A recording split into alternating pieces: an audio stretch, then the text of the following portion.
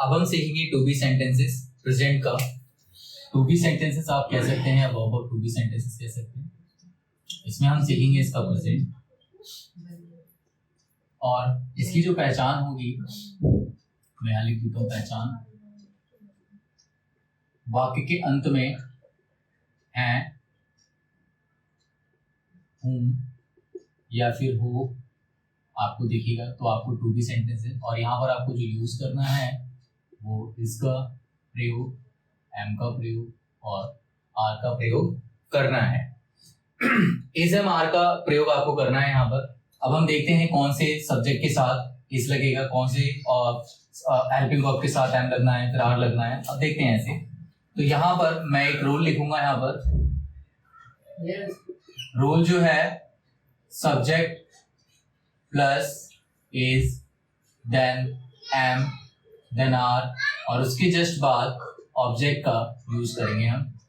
यहाँ पर इज जो है वो इसमें यूज होना देखिए, ही के साथ सब्जेक्ट सिंगुलर सब्जेक्ट, सी के साथ, इट के साथ, नेम के साथ, और एम जो है आई के साथ, आर जो है वी यू, ये प्लूरल सब्जेक्ट है आपके, दे दीज और दोज के साथ यूज होना है।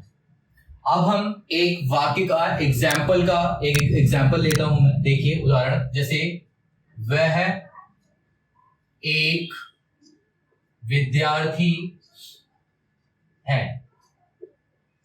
वह एक विद्यार्थी है।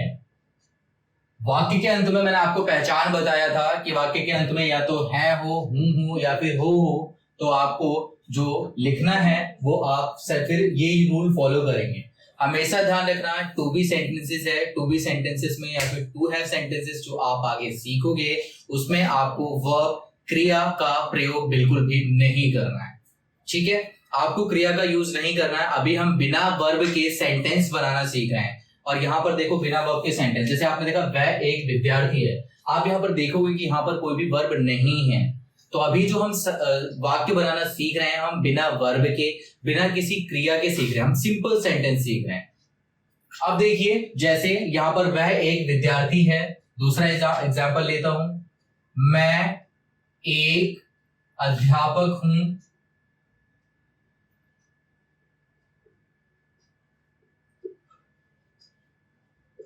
और आप एक खिलाड़ी हो।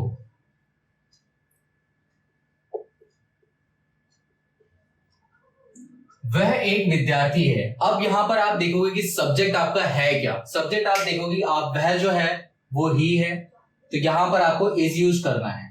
तो यहां पर सब्जेक्ट रूल क्या कहता है, subject is am are, it means helping verb and then object आप यूज करेंगे। तो यहां पर हमने लिखा वह, उसके बाद वह के साथ ही के साथ हेल्पिंग वर्ब क्या यूज होनी है, इज यूज होनी है। तो हम यहां पर इज लिख देंगे, ही इज, और एक के लिए विद्यार्थी के लिए आप लिखेंगे स्टूडेंट। तो यहां पर क्या हुआ, ही इज अ स्टूडेंट।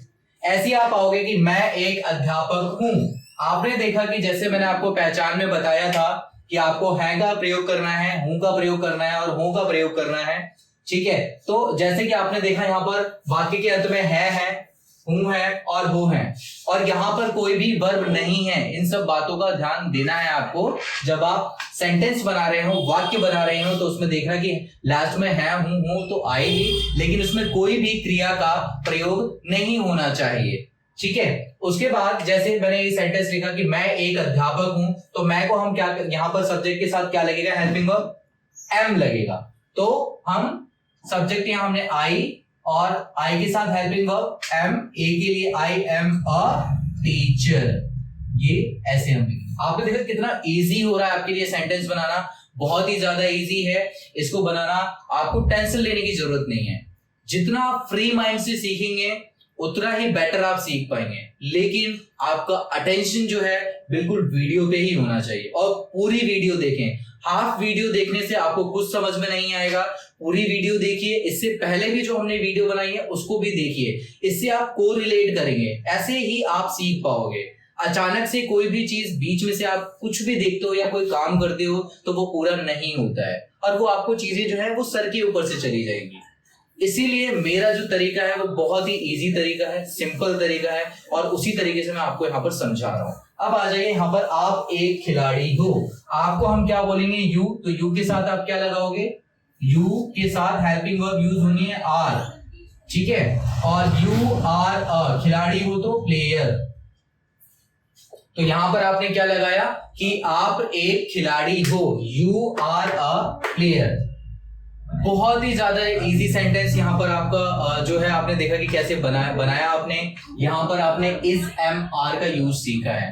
अब इसी की अब अगर मैं बात करूं कि इसका नेगेटिव सेंटेंस कैसे होगा, नहीं का प्रयोग कैसे होगा, नेगेटिव कैसे होना है, ठीक है, नेगेटिव सेंटेंस जो है अब हम कैसे बनाएंगे, मैं आपको बताता हूं। नेगेटिव के लिए बहुत ही इजी है, हमेशा ध्यान रखना हेल्पिंग वर्ब के साथ नॉट लगा देना है। देखिए इसका रूल मैं यहाँ पर लिखता हूं, रूल नंबर 2 नेगेटिव का, और यहां पर मैं लिखता हूं नेगेटिव।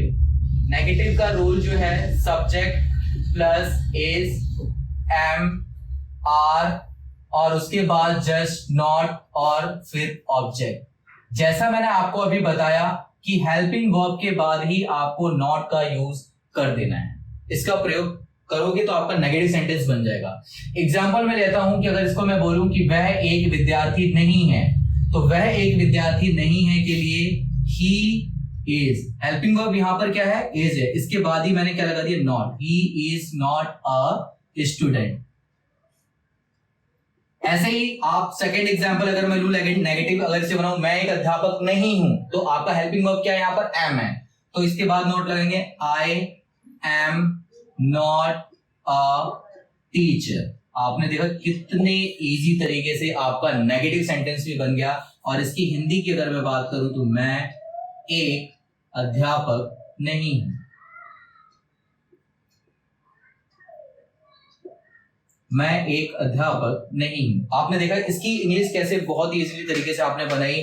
और उसके बाद फिर हम सीखेंगे एक नेक्स्ट इंटेरोगेटिव सेंटेंस, जिसे हम कहते हैं प्रश्नवाचक वाक्य। प्रश्नवाचक, प्रश्न से ही जैसे लग रहा है कि क्वेश्चन पूछना है। अब जैसे यहां पर आपको पहना है, क्या मैं एक विद्यार्थी हूं, और क्या मैं एक अध्यापक हूं, क्या आप एक खिलाड़ी हो, तो आप क्वेश्चन कर रहे हो, जहां पर आंसर ये होगा यस नो, तो ऐसे आपका आंसर होगा, तो ये क्या होगा, क्वेश्चन से। देखो कैसे बनेगा ये इंटेरोगेटिव सेंटेंस में, कैसे बनना है इसको। इंटेरोगेटिव का रूल जो है मैं यहां पर लिखूंगा, इंटेरोगेटिव, इंटेरोगेटिव को हम हिंदी में बोलेंगे प्रश्नवाचक, प्रश्नवाचक, प्रश्नवाचक। और इसमें कैसे यूज होना है आप यहां पर देखोगे कि इसका रूल क्या है, रूल नंबर 3।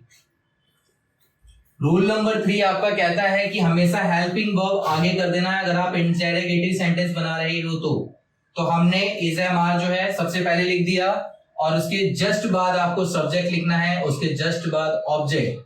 अब यहां पर अगर ये क्वेश्चन है, प्रश्न है, तो प्रश्न जो है उसका साइन भी लगाना जरूरी है, क्वेश्चन मार्क जरूर लगेगा, ठीक है। अब इसको देखिए एग्जाम्पल, जैसे मैं इसका लेता हूं हिंदी में, यहां पर लिखता हूं क्या वह एक विद्यार्थी है, क्या वह एक विद्यार्थी है। तो अब आप बताओ यहां पर वह है, तो आप इस लगाओगे, एम लगाओगे या आर लगाओगे। सिंपल सी बात है, आप जो है इज लगाओगे, और उसके बाद सब्जेक्ट आपका क्या है, ही है, इज ही अ स्टूडेंट, क्या वह एक विद्यार्थी है, क्या वह एक विद्यार्थी है। ये आपका क्या बन गया, इंटेरोगेटिव सेंटेंस। दूसरा अगर एग्जाम्पल लूं मैं, क्या मैं एक खिलाड़ी हूं, क्या मैं एक खिलाड़ी हूं, तो ये क्वेश्चन मार्क हिंदी में सेम वही। तो आप देखोगे मैं के लिए आप इसका यूज करोगे, एम का यूज करोगे, आर का। तो एम जो है आई के साथ सब्जेक्ट के साथ लगेगा, तो आप लिखोगे एम आई अ प्लेयर, क्या मैं एक खिलाड़ी हूं। मुझे आशा है कि आपको जो है ये वीडियो पसंद आई हो और आपको ये जो जितना भी मैंने समझाया, चाहे सिंपल सेंटेंस, इसका नेगेटिव सेंटेंस और इंटरोगेटिव सेंटेंस, आपको बहुत ही इजी तरीके से समझ में आया हो। इन केस अगर आपको समझ में नहीं आया, कमेंट जरूर करें, ऐसा कौन सा पार्ट था जो आपको समझ में नहीं आया, उसमें मैं आपको हेल्प करूंगा। और भी अगर आप सीखना चाहते हैं कि नहीं इसमें कुछ इंटरोगेटिव नेगेटिव सेंटेंस आपको सीखना है, कुछ भी करना है, तो आप उसके लिए कमेंट करें। आप कमेंट सेक्शन में हमें बताएं, हम आपको ईमेल देंगे और उसमें फिर आप अपने क्वेरी वगैरह डाल सकते हैं। उसके बाद हम जो है आपके आंसर जरूर करेंगे। I hope you like my video. Please do like, share, subscribe and don't forget to comment. Thank you all.